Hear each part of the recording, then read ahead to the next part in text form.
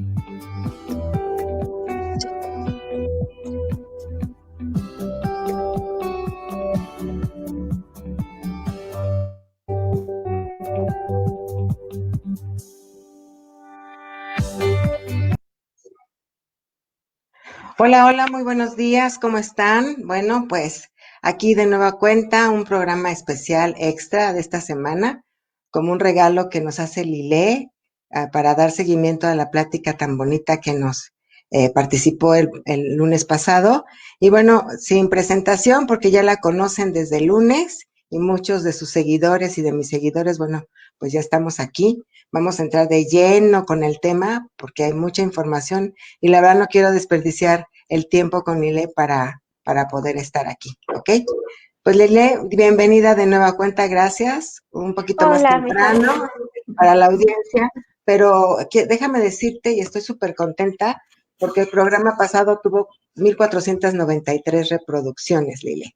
Ay, wow. Así que, qué bueno, qué padre, porque eso habla mucho, mucho con los contenidos de los programas y estoy muy contenta y muy feliz. Y bueno, pues, mi querida Lile, ahora sí que este espacio es tuyo. Adelante. Muchas Ve que voy a estar de gracias. metiche de repente, pero el espacio es tuyo. Sí, Vamos. claro que sí, mi Tony. Por favor, también, bueno, primero agradecerle a las personas que le han dedicado tiempo para escucharnos y pues que están con nosotros también el día de hoy. Y por favor, cualquier duda, comentario, pues aquí lo pueden manifestar y que se convierta esto en un diálogo. Te agradezco mucho la invitación del día de hoy, Tony. Adelante, mi Lile. Nuestro aquí, Bueno, nuestra hora. pues la vez pasada hablamos bastante de este concepto de nosotridad, ¿te acuerdas? Sí. Y bueno, pues yo les mencioné de dónde venía, el pensamiento maya, y también hablamos del término de importancia personal y muchas cosas, ¿no? Entonces, eh, como reescuchando esto que platicamos, me gustaría puntualizar algo que creo que es muy relevante y no está de más, porque muchas veces cuando hacemos referencia a esta raíz indígena en México o al pensamiento originario, a los saberes ancestrales, también se tiende a pensar mucho que eso es algo que sucedió en algún momento de la historia y que está en el pasado.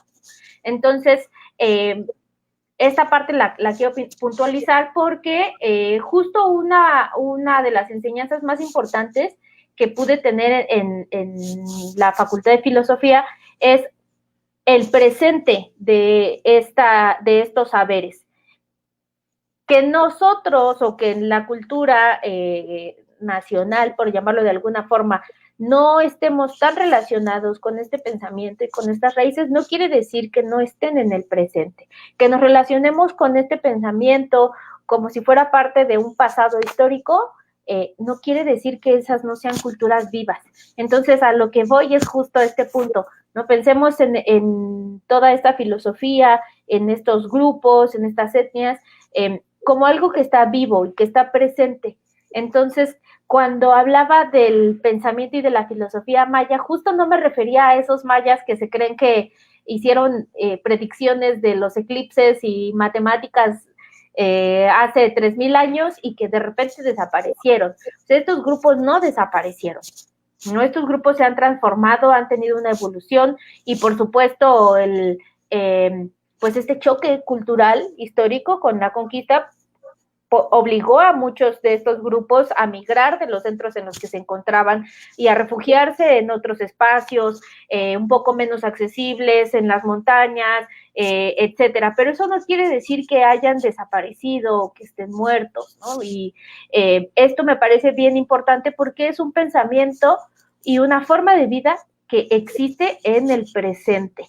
Entonces, cuando hablaba de este concepto de nosotridad y de este término TIC, ¿no? en maya, pues hablo de grupos que hoy en día viven, ¿no? Y que existen en muchos espacios del sureste mexicano o de Centroamérica, donde ahí se encuentran, siguen hablando esta lengua, tienen esta cosmovisión, y por ejemplo hay más de 30 lenguas de origen maya, que hoy en día son habladas.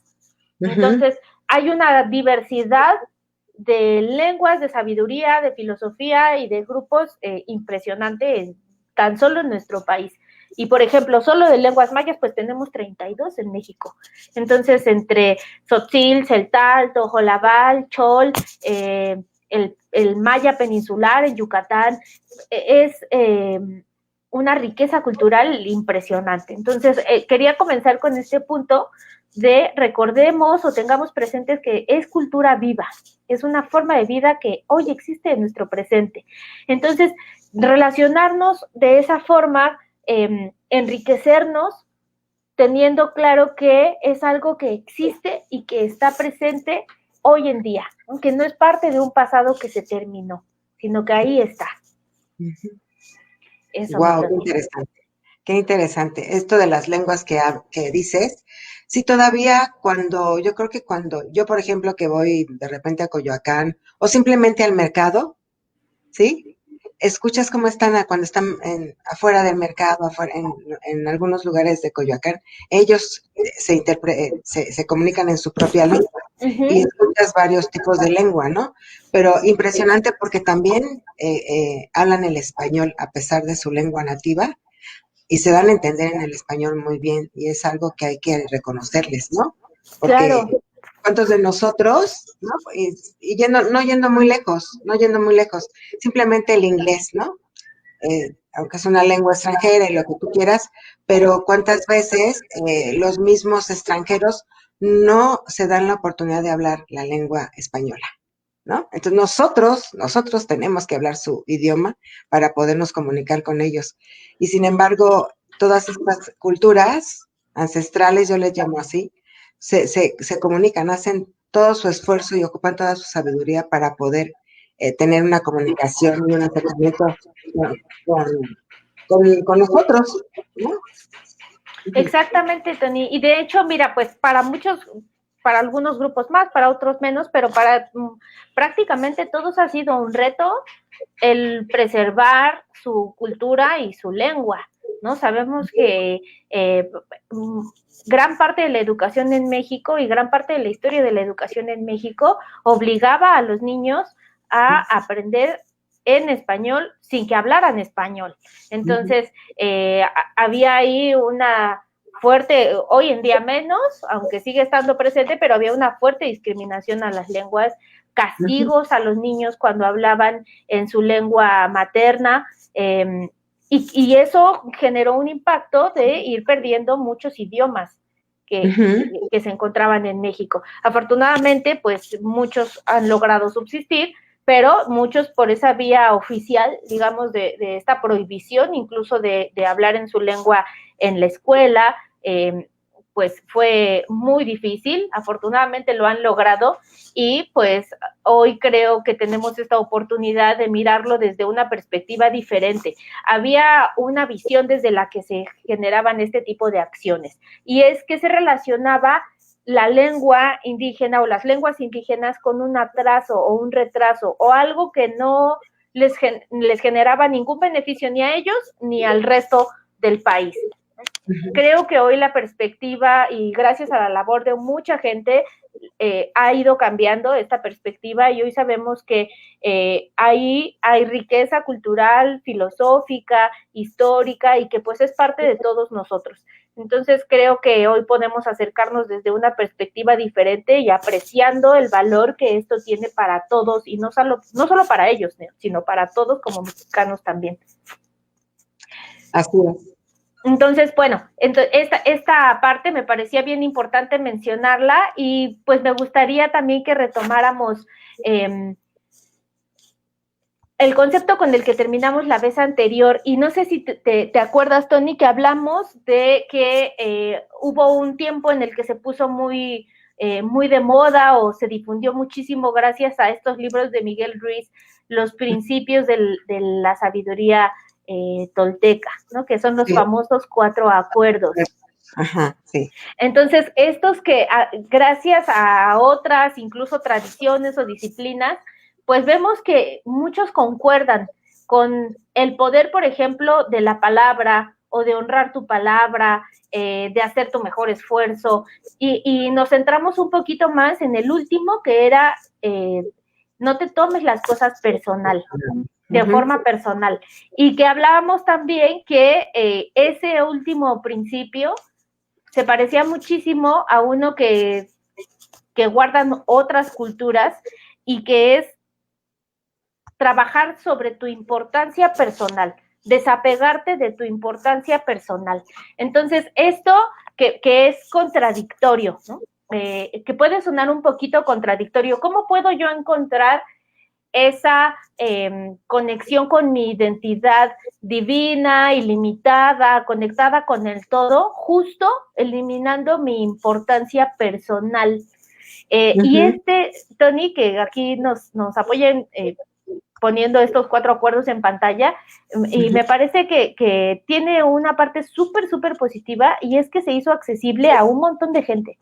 Sí. Y definitivamente saber que el trabajo comienza en uno mismo y que a nuestro alcance está en todo momento y día a día el poner en práctica este pensamiento, que no es algo que sea una idea o una frase, sino que tiene un impacto en nuestro accionar y en nuestro ser día a día. Y de no te tomes nada como personal o trabaja en tu importancia personal, creo que es una de las cosas más complejas de este pensamiento, Tony, porque hoy, gracias al trabajo de muchos científicos que se dedican al ámbito de las neurociencias y de la epigenética, hoy sabemos que este mundo del trabajo con las emociones humanas es súper complejo y también muy importante, que ha cambiado esta perspectiva de que las emociones no sirven para nada, para saber que es una parte fundamental, que hay que trabajar, que hay que observar y que hay que gestionar, que las emociones se gestionan. Pues digamos, este mismo conocimiento ya lo tenían nuestros ancestros hace siglos. Y justo con el punto del trabajo sobre la importancia personal, porque hay un concepto también bien complejo que está presente en los calendarios mesoamericanos, y es el de el no espacio y el no tiempo. Tú que has estado, por ejemplo, me consta que has estado en estos entrenamientos, por ejemplo, con Betty Spruill, que estuvimos juntas en un máster, ¿recuerdas?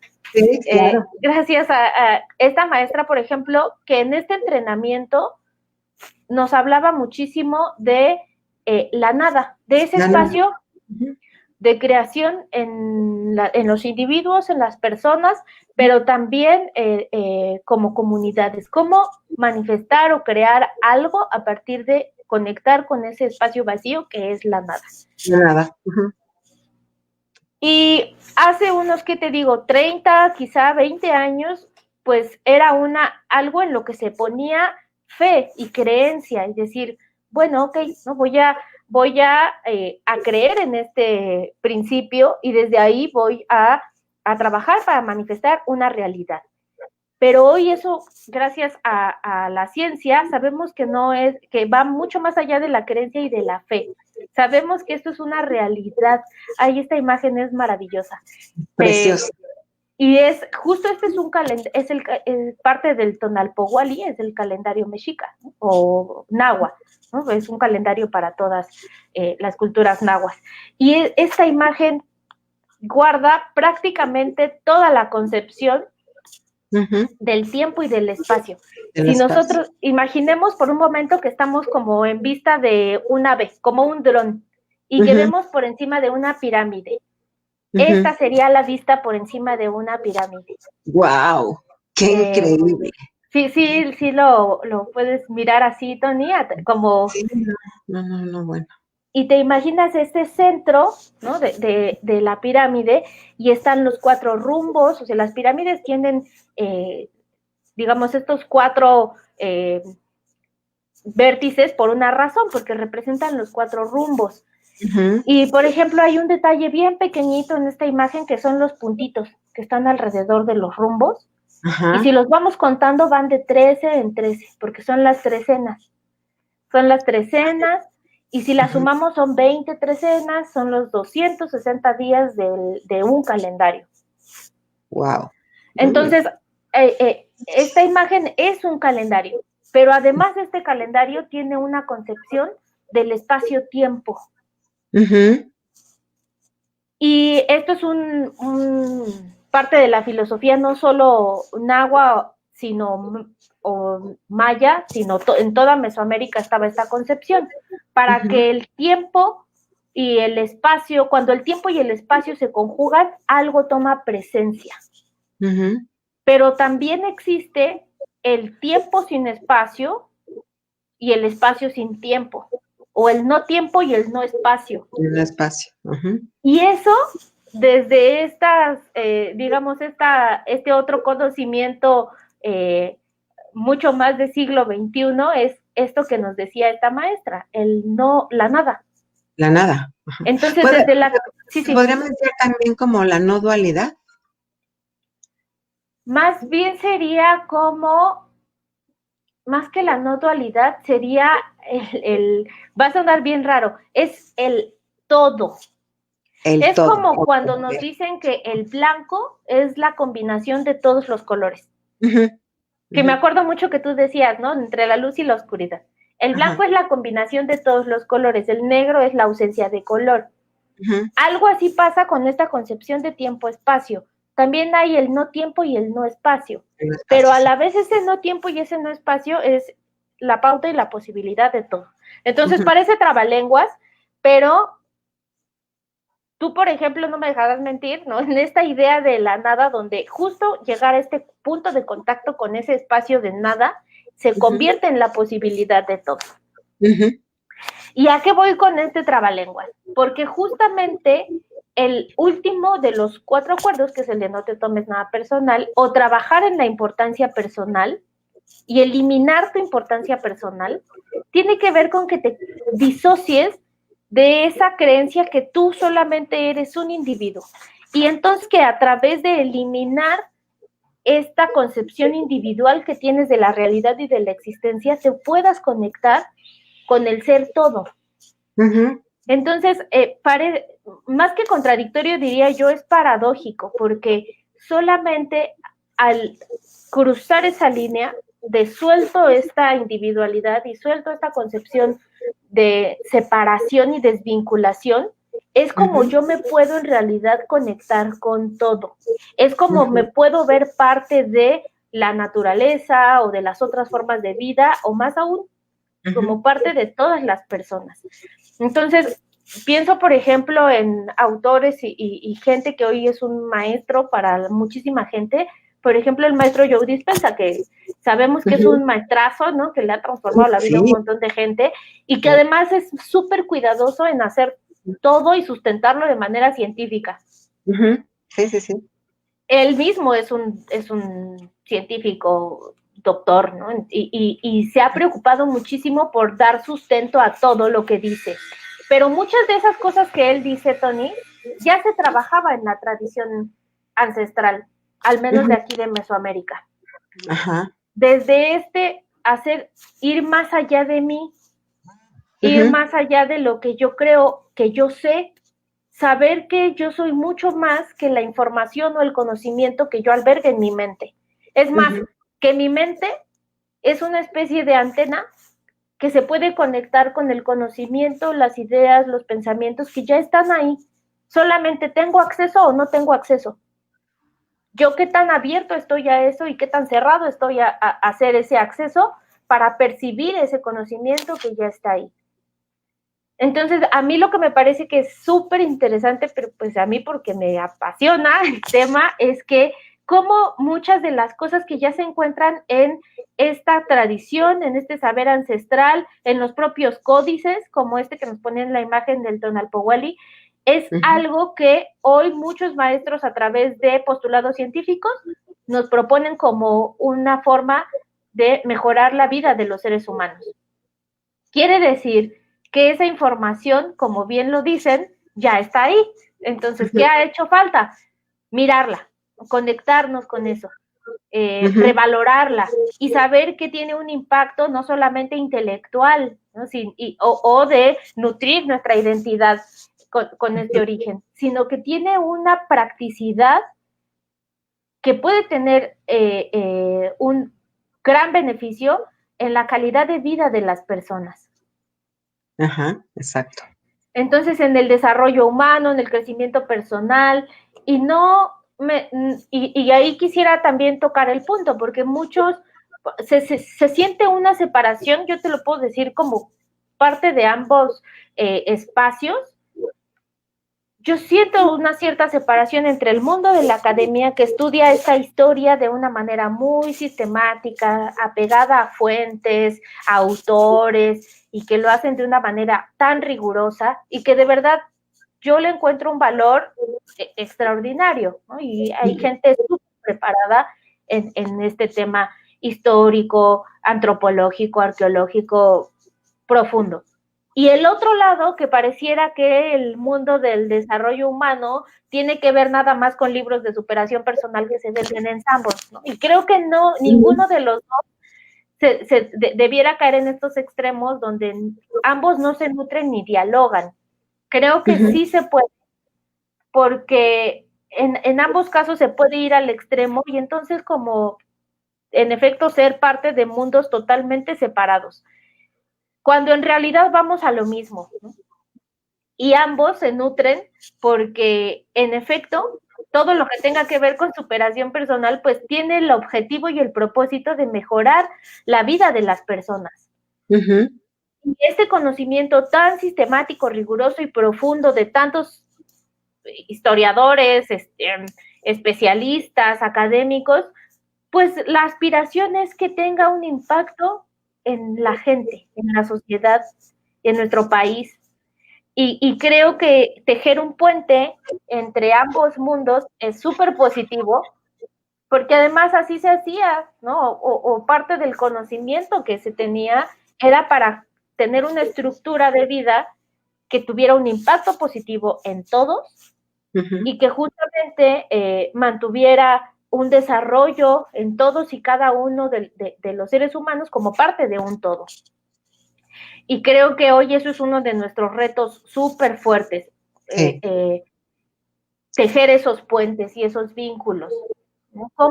¿Cómo podríamos estar hablando de disociarnos de nuestra identidad que es individual o individualista y a la vez no mirarnos conectados con los demás, con las otras personas, por diferente que piensen a nosotros? Entonces yo creo que ese sí es un reto bien fuerte que tenemos enfrente.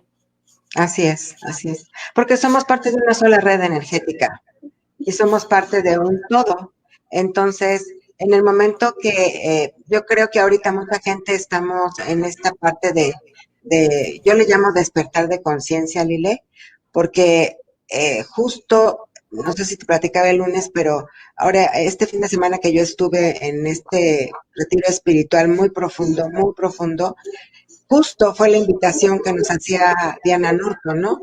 De que si no nos unimos como parte humana, como esa red energética que habitamos cada uno de los seres humanos que vive aquí, junto con la naturaleza, que también son seres vivos, no podemos proyectar una unicidad.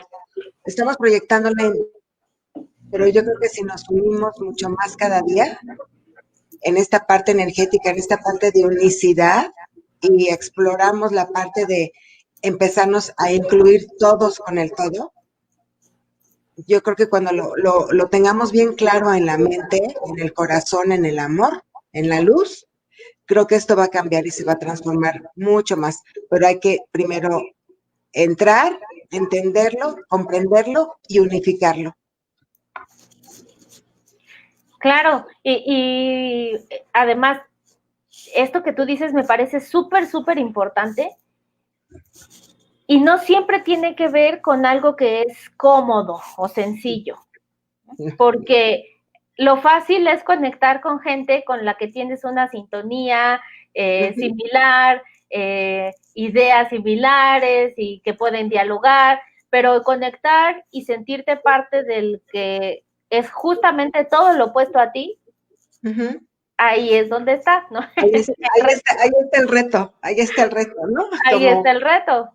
Únete a todo esto. Pero bueno, hay gente que querrá y hay gente que no querrá, y no es malo ni es bueno, simplemente no son los tiempos, ¿no? No son los tiempos para esa energía. Así es. Hasta que se acomode, hasta que sienta, hasta que le haga como clic, ¿no? O mirarnos, por ejemplo, en formas de la realidad que no nos gustan, ¿no? Porque a lo mejor nos queremos mirar en la naturaleza, en las flores, en las nubes, en los animales, sí, pero si decimos que somos esa nosotricidad, pues entonces quiere decir que también hay una parte de nosotros en esos aspectos de la vida que no funcionan o que no nos gustan, ¿no? La contaminación, la destrucción, el conflicto, la separación. Entonces, ¿cómo? Y esta es otra cosa que también se veía con Betty en Master, ¿no? ¿Cómo nos vemos como parte de lo que me genera tanta resistencia, ¿no? O tanto ruido.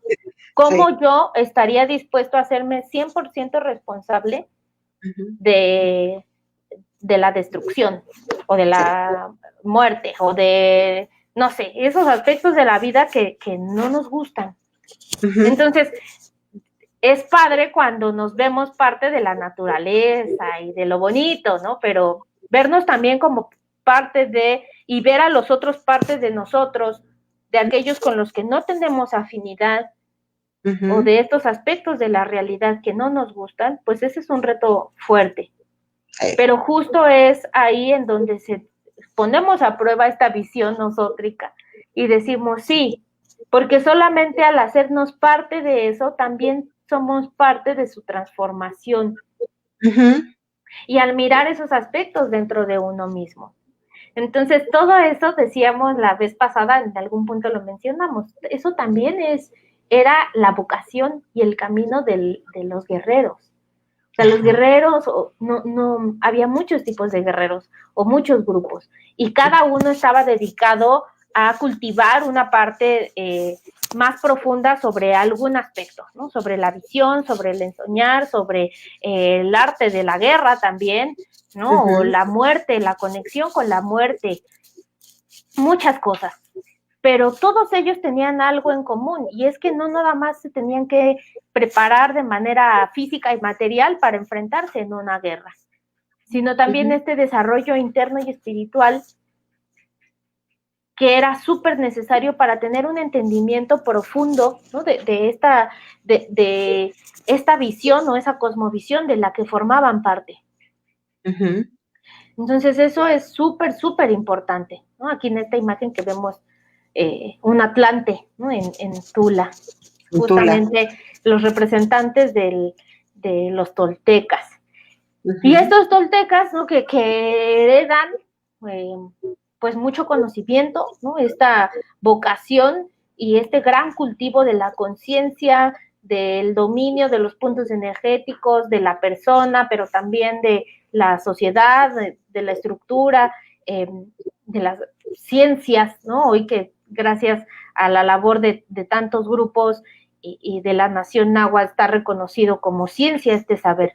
Pero tenía justamente, creo que eso es esa parte que nosotros mencionábamos hace rato, estaba tejido ese puente entre estos saberes, pudiéramos decir, tan elevados, y también cómo lo llevamos a la práctica y se transmite y se enseña para que eso se vea reflejado en una forma de vida. O sea, no lo miremos separado.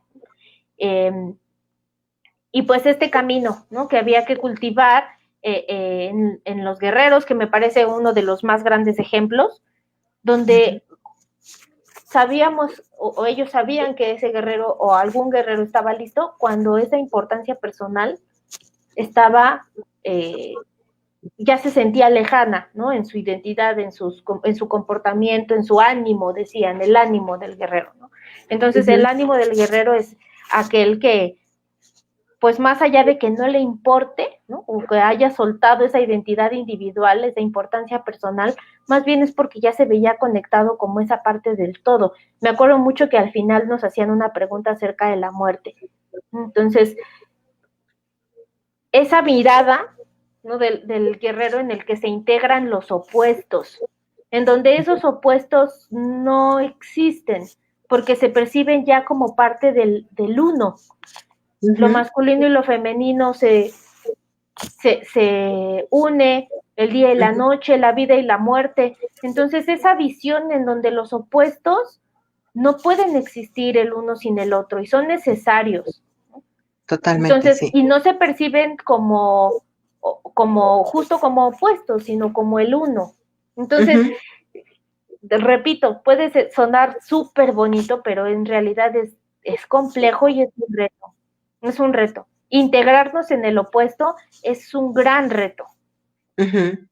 Sí. Incluso abrazar porque es algo incómodo, o porque no estás aceptando esa realidad, o no estás listo para mirar esa realidad. Así lo puedo sentir ahorita, ¿no? Aunque digamos, sí estamos, decimos, yo estoy lista para la muerte, igual no sé, en el momento que llegue, no sé verdaderamente si voy a estar lista, ¿no? Yo estoy caminando yo estoy caminando por ahí para que me sea como más sutil, más gentil, decir, me despido de esta vida terrenal para entrar a otra, a la vida eterna o a la vida que me tengan proyectada allá arriba, ¿no? Pero sí, efectivamente, nos estamos preparando, pero finalmente en el momento, yo por lo menos no sé cuál va a ser mi comportamiento, mi actitud, no lo sé, pero voy a trabajar mucho más para llegar en ese clic bonito, para poderme ir y decir, wow, pues ya terminé mi misión aquí, ya me voy para hacer otra cosa, tal vez un lucero, una estrella, una nube, no sé, un ángel. parte de ese todo, ¿no? Para haberme manifestado y es que sí, claro, no es sencillo, no es sencillo. Y sabes, Tony, esta parte de abrazar la contradicción de nosotros mismos, que me parece algo padrísimo eso, porque más allá de hacer como que no la veo, o que no existe, o pretender que no existe, no, Exacto. o sea, mirarla, aceptarla y saber que esa contradicción es parte de mí y que solamente a través de abrazar esas sombras, esa oscuridad o eso que no parece tan consistente y tan congruente, es como voy a poder generar esa unidad o unificación, ¿no? O congruencia, coherencia en mí mismo. Entonces sí, en efecto, no es sencillo, no está fácil el reto, y la unificación de los opuestos pues no es cualquier cosa, ¿no? Es integrarlo a una visión. Platicaba con una amiga también el lunes, ¿no? Cómo mirar o cómo llevarlo o traerlo a la práctica, pues primero sabiendo que eso es una forma en la que se ve. Y es súper, hay que ser súper honestos al respecto. Yo en realidad lo puedo ver así o no puedo verlo así. ¿No? Porque me acuerdo mucho en la facultad alguna vez que hablábamos de filosofía tojolabal, ¿no? Que decían, pues sí, o sea, a mí se me puede hacer muy bonito pensar que yo material o físicamente soy parte de esa materia que conforma también al árbol, ¿no? O a los astros. Pero una cosa es que yo intelectualmente lo sepa y que sepa que esa materia cósmica está en mi cuerpo. Y otra cosa es que yo de verdad me sepa y me sienta parte de otros objetos que están fuera de mí. Entonces, eso es una cosa que no tiene que ver con solamente conocerlo y saberlo intelectualmente, sino con sentirlo, ¿no? Con saberse emocionalmente vinculado con lo demás es otra cosa, ¿no? Y de ahí justamente que esta parte de hacer tanta referencia al corazón tome sentido. Porque una cosa es tu mente, los conceptos, los pensamientos, pero donde en realidad podemos testear, ¿no? Ese grado de vinculación, pues es en esa emoción que se siente en el corazón, ¿no? En este cuerpo emocional. Sí. Sí. Como hay otra de estas partes duales, cuando se habla mucho del cielo y del infierno, ¿no? Esta parte del infierno, bueno, yo no creo en el infierno, pero existe, incluso en la Iglesia Católica te lo mencionan mucho, ¿no? Desde las creencias, ¿no? De los pecados capitales y los pecados, todo esto que aprendimos de chicos antes de hacer la primera comunión, que te tendrías que aprender todo, pero te hablaban mucho del infierno. Pues desde ahí también se sembró una creencia acerca del infierno, y es un lugar donde ni siquiera lo quieres tocar, al menos yo no lo pienso. No sé, no creo que sea por miedo, simplemente es por el trabajo interno que yo he hecho, ¿no? Pero cuánta gente está también anclada ahí. No cometes porque es pecado y porque te vas a ir al infierno. Yo creo que todo lo que hagamos se paga, no se paga, sino que tiene una consecuencia aquí en la tierra, ¿no? Yo creo que aquí pagamos o nos enfrentamos una factura que hay que saldar. Así es. Y fíjate, esta parte del inframundo, que no es la misma concepción, ¿sabes? No es como el infierno de tradición judeocristiana, es más bien un inframundo, ¿no? O un supramundo, donde en efecto está el espíritu y es donde tú te fundes con el espíritu. Pero claro que había inframundo, pero no tiene esta misma concepción de infierno como castigo, sino como ese otro espacio, otro lugar, ¿no? Desde los calendarios está esa concepción. Cuando estás en este plano, tomas un tiempo y un espacio, y ese tiempo-espacio es tu cuerpo, ¿no? Para manifestarte en este tiempo-espacio terrenal, pero no quiere decir que sea el único. Sí, entonces hay otro tiempo-espacio, y claro que existía el inframundo, pues está el Mictlán para la tradición nahua o mexica, está el Xibalba de los mayas, y tenía que ver con en qué espacio, en qué tiempo-espacio vas a estar tú, o en qué no tiempo o no espacio vas a estar tú, dependiendo de quién haya sido, pero eso no es como una concepción de castigo, ¿no? Sino como parte del propio orden que existía. Entonces es algo súper, súper curioso, porque además pues la relación que México, por ejemplo, guarda con la muerte, que además es muy admirada fuera de México, ¿no? Dicen, bueno, pues México en su cultura, en sus tradiciones, tiene presente a la muerte, tiene esta cara colorida, alegre, pero ¿de dónde viene eso? ¿De dónde viene ese hacerlos presentes a estos muertos en noviembre, las ofrendas, esa forma de contactarte con el más allá? Pues tiene que ver con esta concepción de ese otro tiempo o ese espacio diferente a este. Y que eso en efecto existe y que se puede seguir existiendo en ese otro, en el no tiempo y en el no espacio. Y hay una diferencia bien importante con esta tradición judeocristiana o con muchas otras tradiciones en el mundo, y es que no hay reencarnación, no regresas. Entonces, la única forma de hacer contacto contigo o con esa identidad individual, ¿no? De alguna forma en la que tú existías, es en esos días. Y eso está bonito. Bueno, voy a corregir. No es que se haga contacto con los muertos o con los que están en ese no tiempo o en ese no espacio solamente en Día de Muertos.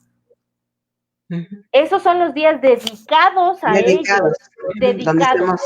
hacemos un ritual, los honramos, les ponemos su comidita y hacemos todo el ritual que el mexicano Todo el sabe ritual, hacer. porque están esos días dedicados a ellos, A a que ellos. ellos tomen de nuevo un lugar en este espacio-tiempo, porque el resto del tiempo están allá, pero eso no quiere decir, y aquí viene esa diferencia radical con nuestra concepción actual, eso no quiere decir que no estén presentes el 100% del tiempo, porque quiere decir que si toda la dualidad se hace uno en esta visión, también el espacio-tiempo se hace uno con el no espacio y el no tiempo. No tiempo. Entonces, imagínate, en esta concepción occidental eso se llama omnipresencia, ¿no? Como esta característica de Dios, omnipresente, que el todo lo ve. Ah, bueno, pues esa característica la tenían todos los muertos en esta concepción. Entonces, todo el tiempo yo actúo honrando a mis ancestros porque sé que mi padre o mi madre o mi abuelo o mi abuela están todo el tiempo y me están mirando. Sí. Entonces ellos todo el tiempo están presentes, todo el tiempo, todo el tiempo. ¿Por qué? Pues porque el espacio-tiempo también es uno con el no espacio y el no tiempo. Entonces todo el tiempo estamos juntos, todo el tiempo estamos en contacto. Y si yo contacto con ellos, puedo sintonizar con ellos, sentirlos, ¿no? De nuevo, a través del corazón. Exactamente. Solamente en estos días de muertos, esos días estaban dedicados a ellos, pero esta conciencia, y aquí me gustaría hacer como la definición de conciencia en la tradición mesoamericana. Conciencia es atención y presencia con algo. Entonces, justo voy a retomar un ejemplo del maestro Joe Dispenza que dice, tú no eres consciente del dedo izquierdo de tu dedo, de tu pie izquierdo, hasta que piensas en él, pero él está ahí todo el tiempo. Sí. Entonces me hago consciente cuando pienso en ese dedo del pie izquierdo y entonces me traigo presente con él y le pongo atención. Esa es una definición muy similar a la que se tenía en Mesoamérica acerca de la conciencia.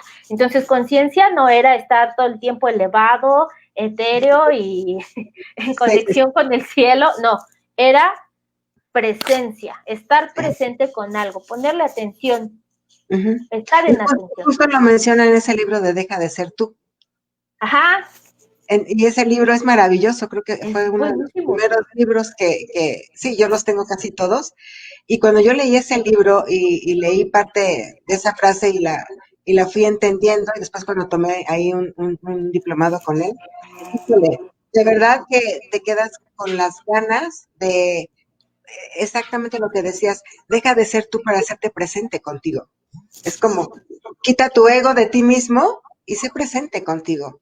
Estate presente, viéndote, mirándote, observándote, adentrándote, escuchándote, pero escucha la magia de tu corazón, ¿no? El centro de tu corazón. Sí, no, maestrazo, definitivamente, maestrazo.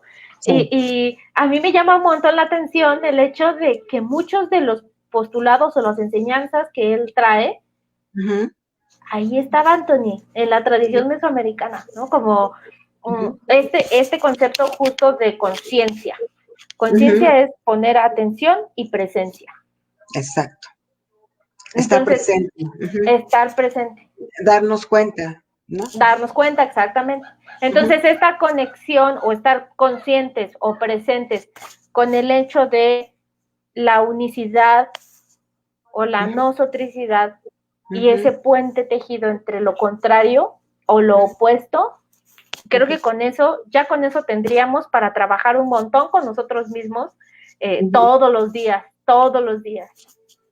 Totalmente de acuerdo, totalmente. Y tú por ahí, tú tienes un entrenamiento muy bonito. A mí me gustaría que hablaras de ese entrenamiento, porque es Camino al Guerrero, si no me equivoco. Así se llama tu entrenamiento. Es un entrenamiento precioso. Ahorita, unos minutos antes de terminar, me gustaría que lo compartieras, para no interrumpirte ahorita en tu plática, pero es importante que lo conozcan y que ya nos des fecha para que en algún momento lo tomemos. Ay, muchas gracias, mi Tony.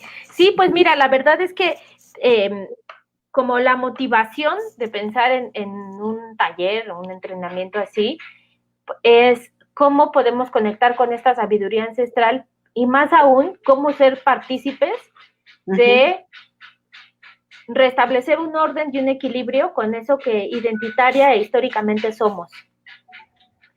Hay un hecho que me parece súper notable en nuestro país y es como esta relación de sí me gusta y me siento orgulloso de esas raíces, pero a la vez, al hacerlas presente, pues les tenemos un poco de resistencia, ¿no? Y lo vemos reflejado en muchos aspectos de nuestra realidad como país, ¿no? La discriminación o el hecho de que muchas de estas culturas estén en un rezago económico, ¿no? De infraestructura, pero que a la vez sean los lugares que mejor preservados están de la naturaleza. Es decir, hay como un colapso ahí en nuestra relación como nación o como Estado-nación con todas estas culturas. Entonces, creo que como país hay mucho que trabajar al respecto, pero también podemos ser parte de esa solución y además volvernos partícipes y activos y tomarlo como riqueza y llevarlo a nuestra práctica, etcétera, etcétera. Entonces, más por ahí surgió este sentimiento y esta idea de hacer este taller. Creo que hay una necesaria, y ahí yo me voy a meter en una opinión súper personal, ¿no? Que también es parte de la formación que afortunadamente pude tener en la Facultad de Filosofía, en la UNAM. Esta historia de la relación con la historia indígena, ¿no? Es como un poquito rebuscado, pero esta relación se ha transformado a lo largo del tiempo. Y llegó un punto en el que se pensaba como rescate de esa cultura o relacionarnos con la raíz indígena de México, que necesariamente tenía que ver eso con rechazar la otra raíz, que es la raíz europea y el hecho de la conquista, el hecho histórico de la conquista. Entonces empezó como también una difusión de mucho rechazo a esa otra parte colonial, que es innegablemente parte de la historia de México. O sea, son 3 siglos de vida colonial en donde hubo una transformación histórica, un mestizaje y al final pues un sincretismo cultural y religioso que hoy da como resultado pues lo que somos como país. Y hay muchos México, me queda claro que en el norte hay una idiosincrasia, una forma de ser o una diversidad cultural que poco se parecen a las del sureste, son muy diferentes. Entonces hay una cuestión muy importante sociopolítica que atraviesa todo esto y es ¿por qué somos una nación? ¿Qué nos hace una nación? Si somos tan distintos, si hay tantas culturas, si hay tantas formas de ser o tantas formas de vida. Y eso es una cuestión bien importante, porque tiene un impacto en cómo nos vinculamos o nos desvinculamos, qué tan integrados o qué tan separados estamos. Y sobre todo como nación, cómo poder hacer un proyecto de nación si somos tan diferentes. Tan diferentes y tan separados. Yo creo que parte de esa identidad de justo tiene que ver con la diversidad y cómo nos aproximamos a esa diversidad y que tiene que ver al final con esto que hemos hablado, cómo podemos integrarnos a pesar de ser tan diferentes. Entonces hay un trabajo individual que hacer, pero también hay un trabajo social y colectivo que hacer. Totalmente.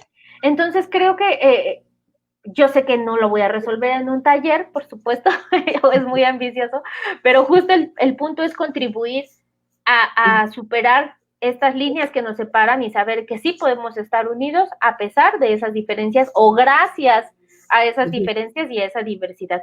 Y parte de esa diversidad es reconocer que históricamente también tuvimos un proceso colonial que es muy importante y donde no, o sea, simplemente no podemos eliminarlos, ¿no? No podemos decir, ay, esa parte de la historia no me gusta y bye, ¿no? No la contemplo. No, hay una raíz europea, hay una fusión cultural, hay un mestizaje cultural y también eso hay que aprender a abrazarlo. Y hay una emocionalidad al respecto de ese hecho de muchísima resistencia. Entonces, en la facultad, al menos, yo te puedo decir que era como recuperar o pensar en recuperar ese proceso de mestizaje, esa raíz europea, era súper mal visto, porque entonces es como, ay, tú tienes una mentalidad de conquistado, colonialista, eurocéntrico, y eso era súper negativo. Y creo que eso es una radiografía o un reflejo de un fenómeno que ocurre afuera, y es el rechazo a eso. Me voy a ir a otro extremo que no tiene que ver con la academia, y es desde el pensamiento sistémico o las constelaciones. Es como si nosotros rechazáramos a un padre, que no nos gusta quién es, ¿no? Que no nos gusta de dónde vino, no nos gusta la forma en la que llegó, ni cómo se relacionó con nuestra madre, pero ahí está. Igual somos sus hijos, ¿no? Entonces, ¿cómo conciliar esa parte de ambas raíces en nosotros y en nuestro presente?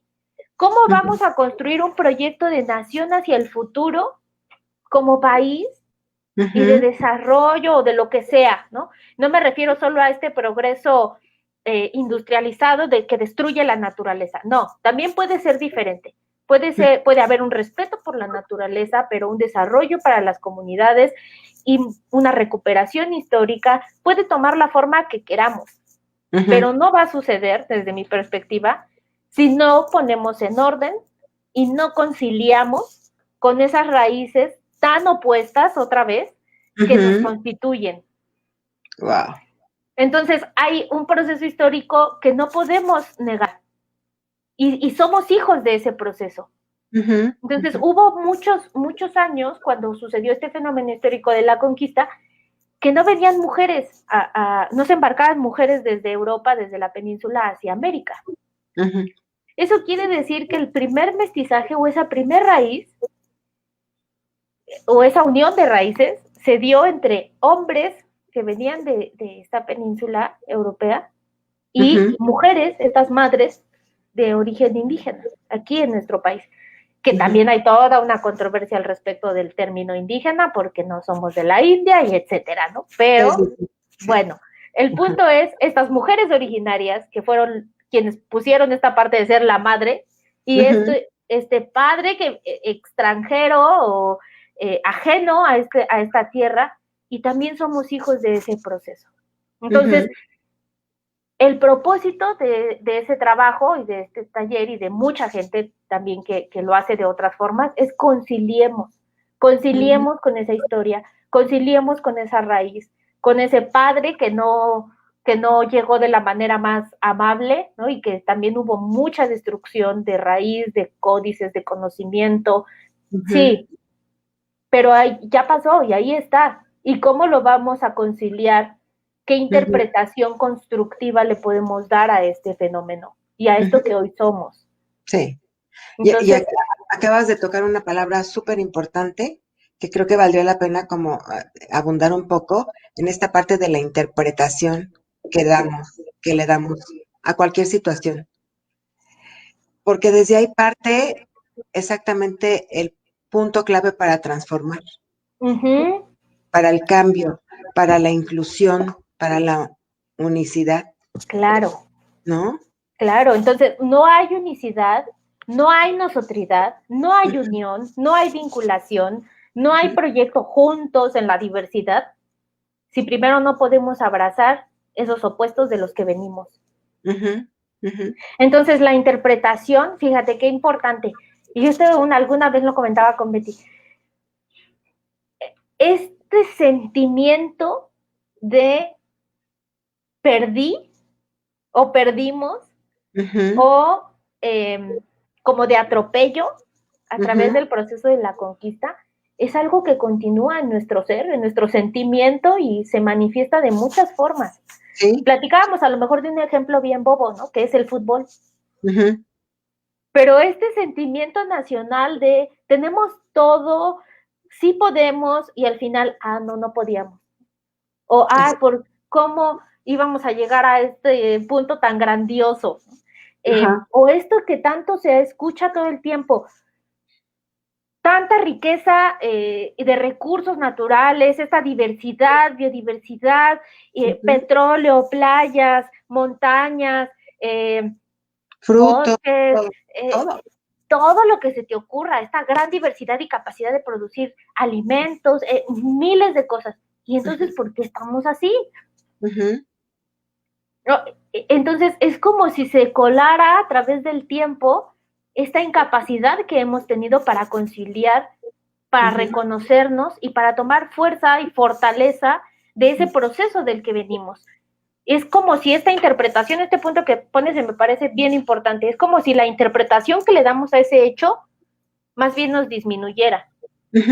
Y entonces o nos pusiéramos en un estado cómodo. También, claro, porque además es mucho más cómodo tener este sentimiento de ofendido, ¿no? Y decir, ay, pues, qué perjudicado me vi en este proceso histórico, ¿no? Que hacernos cargo de modificar esta interpretación y por lo tanto asumir una responsabilidad que nos toca a todos de construir una identidad diferente y de abrazar estos opuestos, estos contrarios y encontrarlos en nosotros mismos y a partir de eso construir algo mucho, mucho mejor para todos.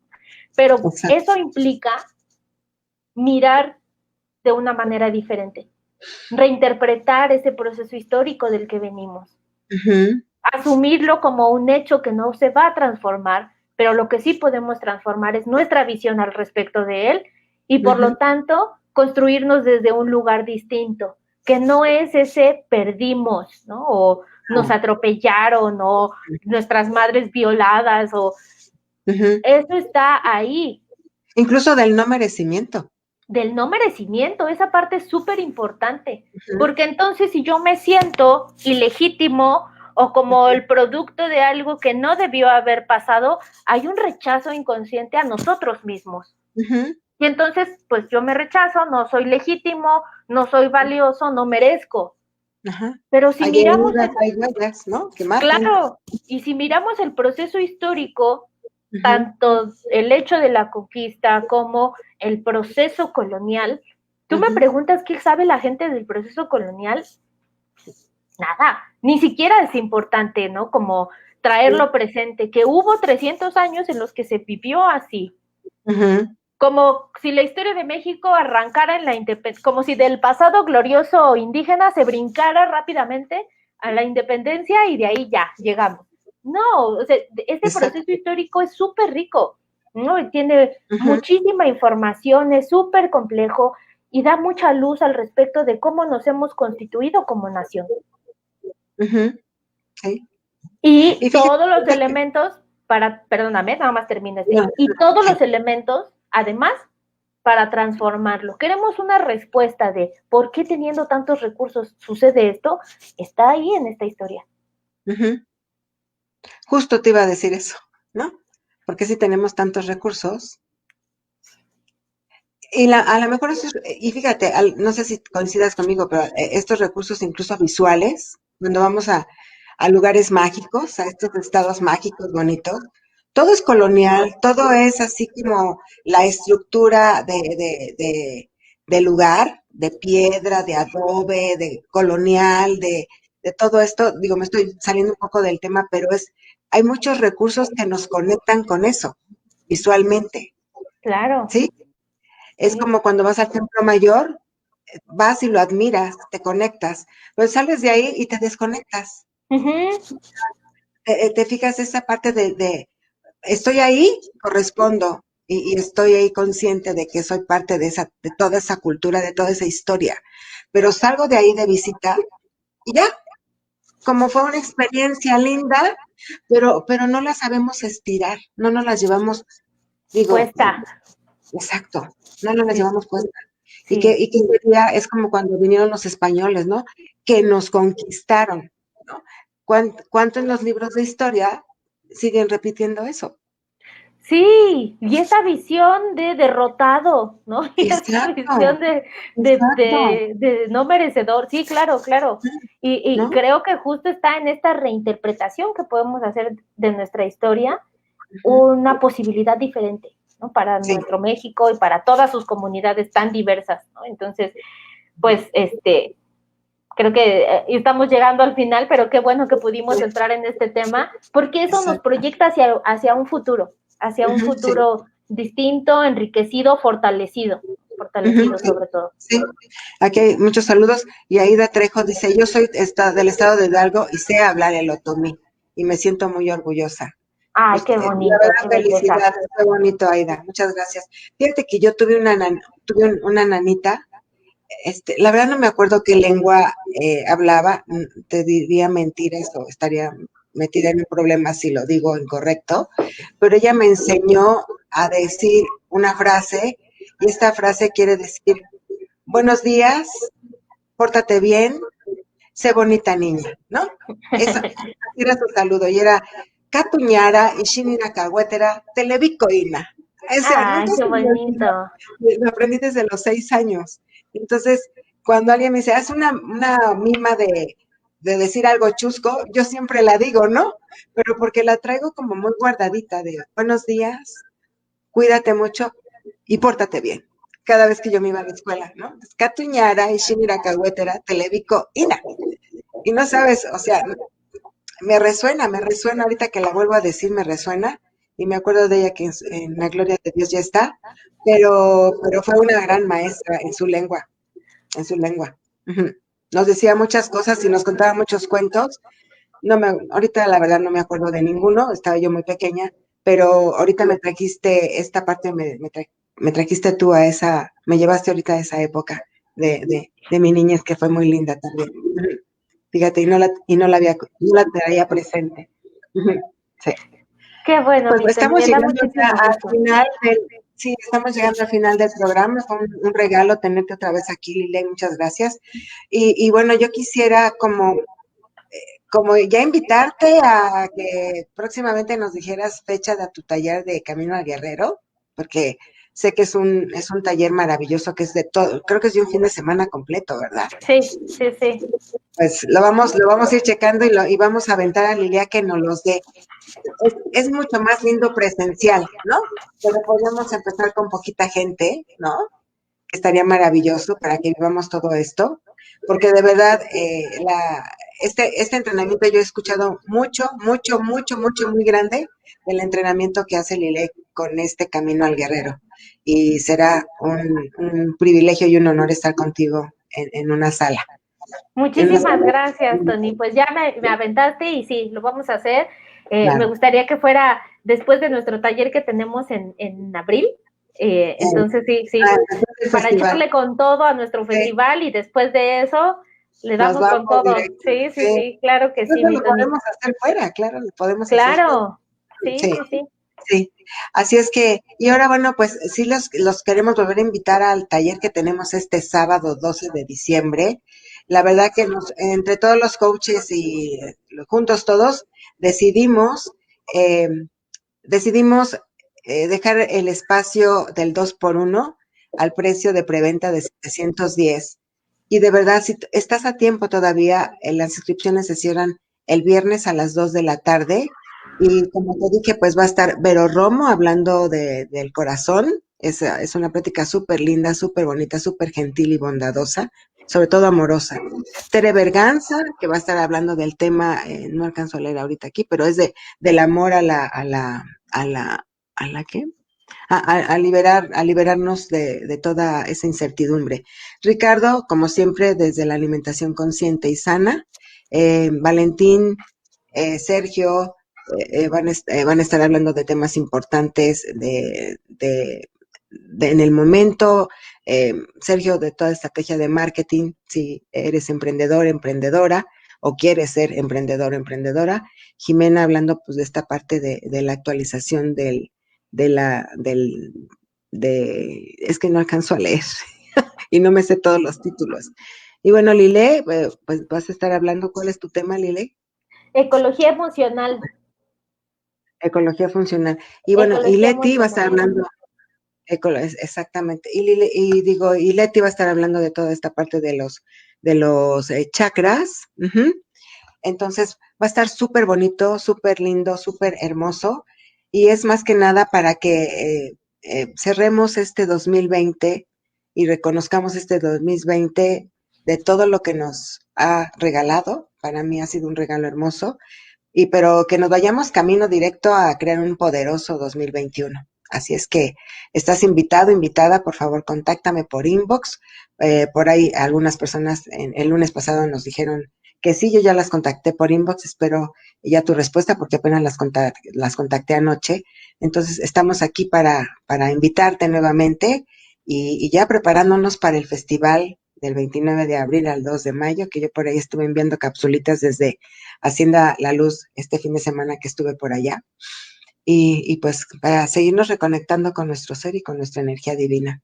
Así es que te esperamos el sábado de 10 a 3, date el espacio, date un sí y de verdad vive este taller porque es maravilloso, te lo puedo garantizar. Este, no me creas, vívelo y llévate muchos regalos en este sábado para ti. Así es que Lili y yo estamos aquí invitándote con todo el corazón y con todo nuestro amor, precisamente para seguir creciendo, aprendiendo y evolucionando. Así es que te damos las gracias. Nos vemos el lunes, como siempre, como cada lunes, con una invitada, es Yolanda Franco. Ya te daremos la sorpresa de qué tanto va a hablar. Es un tema muy bonito, muy, muy bonito. También es maestra sistemática. Así es que, bueno, pues vas a tener también otras nuevas líneas para que puedas seguir aprendiendo y creciendo y escuchándonos. Así es que sigue replicando este programa, que la verdad estoy muy contenta con los resultados de cada programa. Pero le decía a Lile que el programa de lunes tuvo 1,493 reproducciones y eso es maravilloso, maravilloso.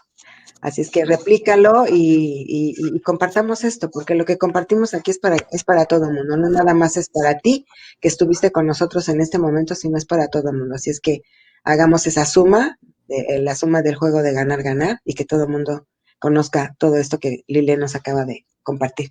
Y ya, próximamente nos estaremos viendo y en el festival, bueno, Lile te va a regalar un taller maravilloso, una conferencia divina, que no te la pierdas, porque cada uno de los coaches tenemos algo mucho, muy grande que darte. ¿Ok? Nos vemos entonces el lunes, Lile, muchas gracias, estamos en Muchas contacto. gracias, Tony. Nos vemos el sábado en Nos pantalla. vemos el sábado. Muchísimas gracias. Gracias por todo. Hasta luego. Hasta Bye. luego. Bye.